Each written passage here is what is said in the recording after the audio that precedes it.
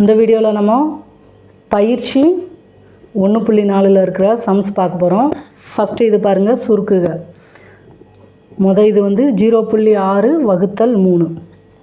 இப்போ இந்த இடத்துல நமக்கு புள்ளி இல்லாததுங்கிறதுனால நம்ம டைரெக்டாக வகுத்துக்கலாம். 0.6/3 1 3 3, இங்கே 0 போட்டுருவோம், புள்ளி வச்சுருவோம், 2 3 6. அப்போ நமக்கு புள்ளி 2ன்னு கிடைக்கும். அடுத்து ரெண்டாவது பாருங்கள், 0.90 வகுத்தல் 5. இப்போது 0.90/5 எழுதுவோம். ஓரஞ்சு 5, 0 அப்படியே போட்டுருவோம், இந்த புள்ளி வச்சுருவோம். ஓரஞ்சு 5, மிச்சம் நமக்கு 4ன்னு இருக்கும். எண்ணஞ்சா 40. அப்போ 0.18ன்னு கிடைக்கும். அடுத்து மூணாவது பாருங்கள், 4.08 வகுத்தல் 4. இப்போ 4.08/4ன்னு போடுவோமா? 1 4 1 4 புள்ளி, இங்கே 0 ஒன்றும் பண்ண முடியாது, அதனால் அந்த 0 போட்டுருவோம். அடுத்த ஸ்தானத்தை பார்க்கும்போது 2 8. இப்போது நமக்கு 1.02ன்னு கிடைக்கும். அடுத்து நாலாவது பாருங்கள், 21.56 வகுத்தல்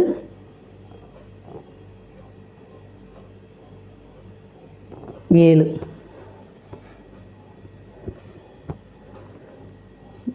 இப்போ 7ஆல் அடிக்கணும். 21.56/7. ஒரு 7 3 21 புள்ளி 5 போகாது, அப்போங்கும்போது 0 சேர்ப்போம். இப்போ 56னா எண்ணெயில் 56 3.08ன்னு வரும். அடுத்து அஞ்சாவது பாருங்கள், 0.564 வகுத்தல் 6. 0.564/6. 6ஆல் அடித்தோம்னா இங்கே 0 போட்டு புள்ளி வச்சுருவோம். 5 போகாத, அப்போ 0 சேர்ப்போம். 56 9 54, மிச்சம் 2, 4 24. அப்போ நமக்கு மதிப்பு வந்து 0.094. வகுக்கும்போது பார்த்து வருங்க, ஏன்னா புள்ளிக்கு அங்கிட்டு வரும்போது இந்த 5 போகாததுங்கிறனால 0 சேர்த்துட்டு அடுத்த நம்பரையும் சேர்த்து கணக்கு பண்ணுவோம். அதனால தான் இங்கே 0 சேர்த்துருக்கோம்.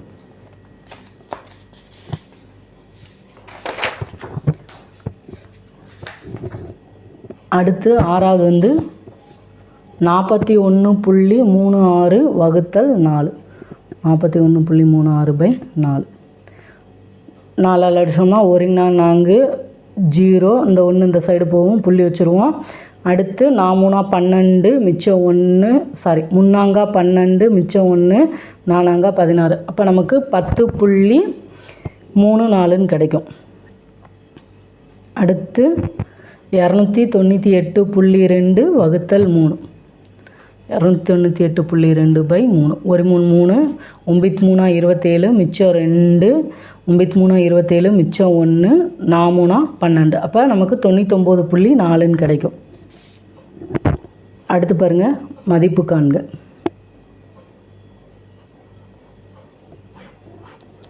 ஃபஸ்ட்டு வந்து 5.7 வகுத்தல் 10. இப்போ ஏற்கனவே ஒரு ஸ்தானம் தள்ளி புள்ளி இருக்குது, 10ஆல் வகுக்க சொல்லும்போது இன்னொரு ஸ்தானம் தள்ளி புள்ளி வைப்போம். இந்த சைடு போகும்போது நமக்கு 0.57ன்னு கிடைக்கும். அடுத்து பாருங்கள், 93.7 வகுத்தல் 10. இப்போ இங்கே ஒரு ஸ்தானம் தள்ளி ஏற்கனவே புள்ளி இருக்குது, 10ஆல் வகுக்க சொல்லியிருக்காங்க, இன்னொரு ஸ்தானம் தள்ளி புள்ளி வைக்கணும். அப்போது நமக்கு 9.37ன்னு கிடைக்கும்.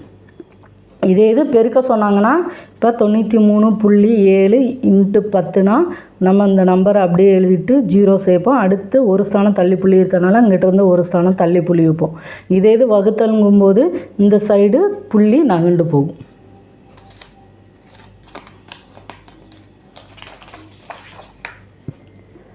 அடுத்து பாருங்கள், 0.9 வகுத்தல் 10. ஏற்கனவே ஒரு புள்ளி இருக்குது, இன்னொரு ஸ்தானம் தள்ளி போகும்போது 0.09ன்னு எழுதுவோம்.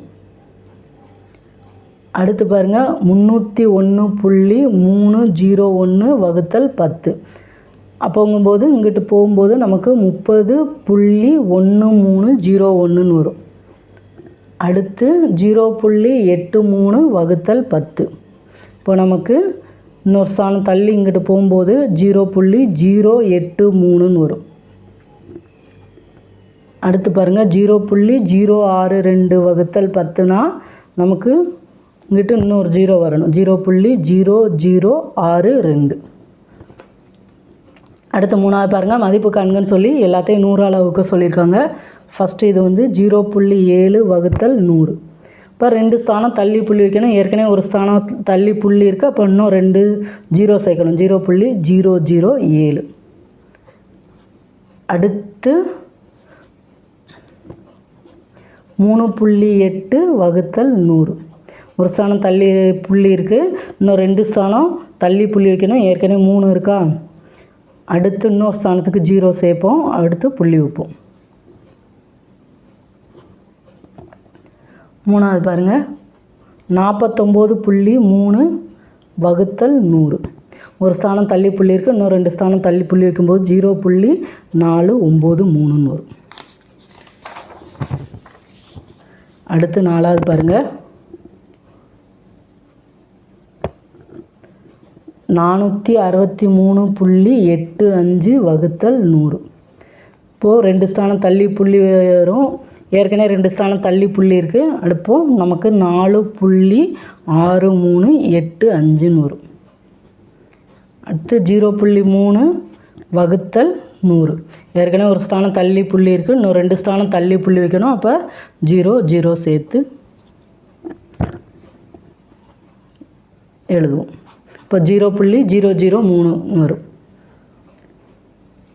அடுத்து 27.4 வகுத்தல் 100. ஏற்கனவே ஒரு ஸ்தானம் தள்ளி புள்ளி இருக்குது. இன்னும் 2 ஸ்தானம் தள்ளி புள்ளி வைக்கும்போது 0.274 வரும். அடுத்து பாருங்கள், மதிப்பு காண்கன்னு சொல்லி 4வதுல எல்லாமே 1000ஆல் வகுக்க சொல்லியிருக்காங்க. ஃபஸ்ட்டு வந்து 18.9 வகுத்தல் 1000. இங்கே ஒரு ஸ்தானம் தள்ளி புள்ளி இருக்குது. இன்னும் நம்ம 3 ஸ்தானம் தள்ளி புள்ளி வைக்கணும். 8 1 2 தான் வருது. அடுத்து 0 சேர்த்து புள்ளி வச்சு 0 எழுதுவோம். இப்போ 0.0189 வரும். அடுத்து 2வது பாருங்கள், 0.87 வகுத்தல் 1000. ஏற்கனவே 2 ஸ்தானம் தள்ளி புள்ளி இருக்குது. இன்னும் 3 ஸ்தானம் தள்ளி புள்ளி வைக்கணும். இப்போ இங்கிட்டு 3 0 போடுவோம். 0.00087. அடுத்து பாருங்கள், 49.3 வகுத்தல் 1000. 3 ஏற்கனவே போட்டுருவோம். அடுத்து 3 ஸ்தானம் தள்ளி புள்ளி வைக்கணுங்கும் போது 940.0. ஏன்னா வகுத்தல் 1000 கொடுத்துருக்காங்க. ஏற்கனவே புள்ளிக்கு அடுத்து ஒரு நம்பர் இருக்குது. அப்போங்கும்போது நம்ம இன்னும் எக்ஸ்ட்ரா 3 ஸ்தானம் தள்ளி போகணும். இங்கே 2 தான் இருக்குது. அப்போங்கும்போது இங்கிட்டு 0 சேர்த்துக்கிடுவோம்.